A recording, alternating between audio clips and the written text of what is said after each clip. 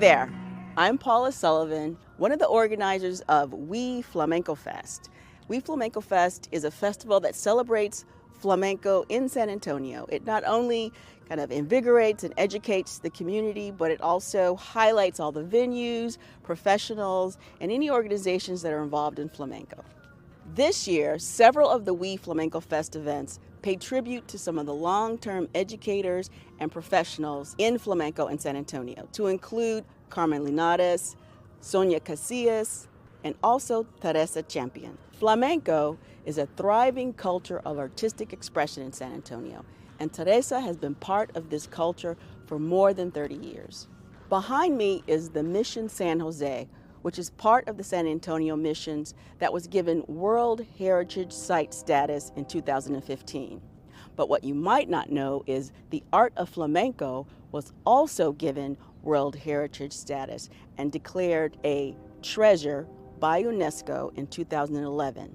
And when I found out that Teresa lived right next to a World Heritage treasure, and to combine that with the fact that flamenco has been declared a World Heritage treasure, I thought, what a better place to start our interview with Teresa but here. I started my flamenco when I was a little girl. I was born and raised in the West Side.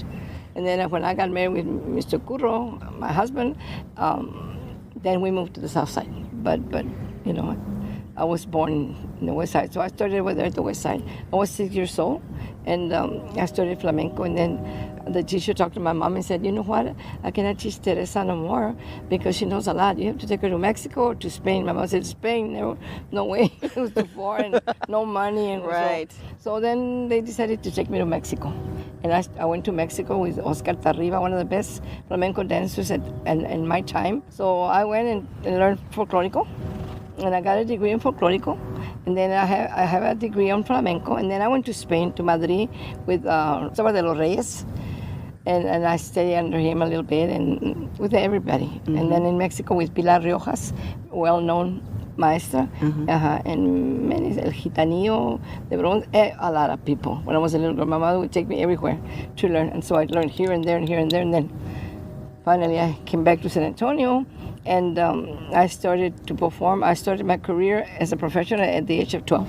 So my mother had to go to the court and get a permission. My mother was very smart. She goes, I don't want them to stop me. You're underage. So she went to the courthouse and got a lawyer and got permission for me to dance on the nightclubs. And they said yes.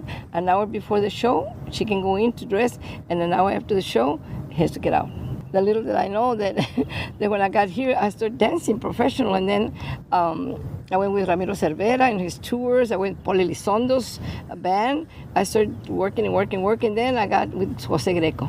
And I went with Jose Greco for about 6 years. So when did you open up your own flamenco studio? Well, I started with Ballet Folklorico San Antonio. I went only for 2 weeks because the teacher was sick to Ballet Folklorico San Antonio. So I went for 2 weeks. They had just opened the Ballet Folklorico San Antonio, and the girl got sick. So I went for 2 weeks, and I was there 12 years. Wow. Yes. Wow. After that, I decided, I wanted to go on my own. Mm-hmm. I wanted to be my own boss. So I opened my studio, and I had a lot of following. And we put it on the paper and La Prensa everywhere, and we had a lot of people. And then I started on my own. And then, wow. And then the opportunity came that when they do the Alamo, I went and I got it. I need an audition. Oh, the Alamo, the movie, that's right, I saw that. Yes, I danced on top of the table, and it was like, okay, here she is, here's a costume. It was a folklorical costume, and I go, okay.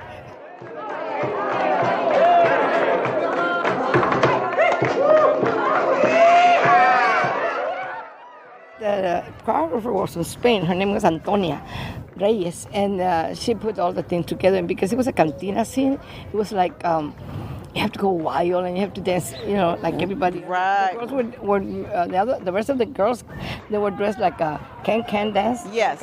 They call them cantineras. Girls from the club. Right. And so, but they put saloon dancing. So now they come with feathers and everything. And then I was hoping, I hope they don't put me a feather because the costume is folklorico and the feather is I don't know what. I was the first lady or girl, or what do you call it, that brought flamenco to San Antonio in 1954. Oh, really? Yeah. I got So flamenco. so there was no flamenco going on in nothing. like No guitar. no flamenco. tablao, nothing. No. We had a little tablao, and it was called El Patio Flamenco, and we performed there, but it was Curo and his brother, and he decided he didn't want to. And then Greco approached Curo and said, I'm going with Greco. So we've come full circle, and and you're turning 80 this year. Yes, I am. So I'm blessed. I'm very blessed, that I'm turning 80 and I'm still teaching. I don't dance as much because when Curo passed away, he took a little of me, It's not the same. I didn't want to dance with another guitarist. I felt like I would cry, and I said, no. Yeah, Curo's your husband. He played guitar for you. How many years? Forever. He started when he was a little boy with his brothers. Mm-hmm. They played Trio Los Cristales. It was a Trio Los Cristales, 3 guitars, his 3 brothers, and they played. And we met through the dance. Through the dance. Shows. Okay. Through the shows. I remember seeing Curo with all his girlfriends because he's 6 years older than me. So when I was 12, he was 12, 13, 14, 15, 17, 18. Mm-hmm. It was many years. Mm-hmm. So I remember seeing all of his girlfriends. I know all of them. And then my mother approached him. Why don't you play flamenco? I remember Curo said, his name is Willie. He goes, Willie, why don't you play flamenco? And he turned around and she goes, what's that? My mother said, it's Spanish music. He goes, oh no, I don't do that. So my mother went and got a record. And here, learn one so you can play for my daughter. My daughter can dance. Okay. So he learned one, and my mother would say, did you learn that song? And Curo would say, no. And did you learn? So he told his boss, I'm just going to learn one so this lady gets off my back because she's always asking me. So he played, and the first dance that I danced with Curo was Malagueña de Lecuona. And then Alegrías, and it was history from there, huh? History, yes. Well, we're going to have a big party on October 4th to celebrate your 80 years of life in flamenco in San Antonio. Thank you so much.